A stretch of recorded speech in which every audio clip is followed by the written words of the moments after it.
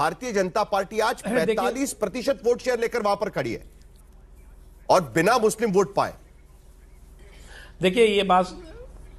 देखिए मुसलमानों को भी ये बात समझना होगा, जो भारतीय जनता पार्टी को हराने का रिवाज और मिजाज है उसने कितना उनका नुकसान किया है, इस बात का आकलन मुस्लिम समाज को भी करना होगा।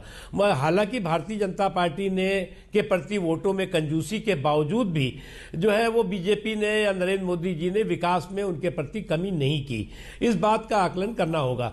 बहुत सी बड़ी तादाद में मुस्लिम समाज के लोग भी भारतीय जनता पार्टी के साथ खड़े हो रहे हैं, भारतीय जनता पार्टी को वोट भी दे रहे हैं। वो बाद में जब आपका आकलन होगा तो उसमें सामने आएगा। लेकिन एक जनरल सा एक परसेप्शन है, जनरल से एक ऐसी भावना है कि भाई बीजेपी को नहीं देना है, कूड़े में डालना है, गड्ढे में डालना है, वो रिवाज और मिजाज जो है बहुत नुकसान कर रहा है। चलिए ठीक है, वो किसकी वजह से हो रहा है, सिर्फ उनकी वजह से या बीजेपी को वोट चाहिए भी कि नहीं चाहिए, ये अपने आप में इंटरेस्टिंग चीज है। धन्यवाद आपका हमारे साथ जुड़ने के लिए नकवी जी। इस वक्त आपको लिए चलते हैं एक बार फिर से सुधांशु जी के पास। सुधांशु जी, अगर इस पूरे चुनावी प्रचार को बीजेपी के एनालाइज करें तो मुझे पिछली बार के 2021 के चुनाव से काफी अंतर दिखता है। एक बात तो स्थायी है और वो है प्रधानमंत्री नरेंद्र मोदी का दम और गृहमंत्री अमित शाह, जिनको चाणक्य की चाल भी कहा जाता है, उन्होंने जिस तरह से वहां पर अपना सारे एक एक कदम उठाए। क्या आप लोगों ने कॉन्शियसली, जो पिछली बार गलतियां हुई थी, अब ये क्या कहते थे कि आप लोग बाहरी लोग हैं, ये कहते थे कि मीट मछली नहीं खाने देंगे, ये कहते थे कि आप वहां पर बंगाली जो लोग हैं उनकी संस्कृति को नुकसान पहुंचाएंगे, इन सब पर आपने स्ट्रेटेजिकली काम किया और जय मां काली के उद्घोष के साथ वहां पर आपके नेता उतरे, तो ये तो आपको बदलाव करना पड़ा ताकि आपको वहां पर एक्सेप्टेबिलिटी मिले।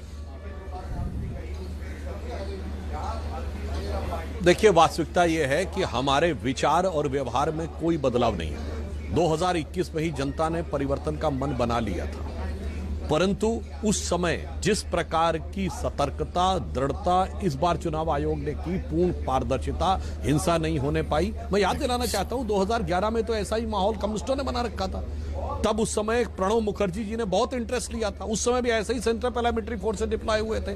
तब ममता बनर्जी जी के पक्ष में लोग इसलिए निकल के आए थे क्योंकि जो कम्युनिस्टों का पूरा कंट्रोल था, एक प्रकार का जो मनी माफिया एंड अदर प्रकार का, वो कंट्रोल टूटा था। आज अगर हम देखें तो लोगों ने लड़ाने का प्रयास किया। बताइए, इस ढंग की व्यर्थ की बातें की गई कि आप मां काली के खिलाफ भगवान राम को खड़ा कर रहे हैं। अरे भाई, इसमें कहां संघर्ष है? भगवान राम ने तो शक्ति की पूजा की थी विजय से पहले।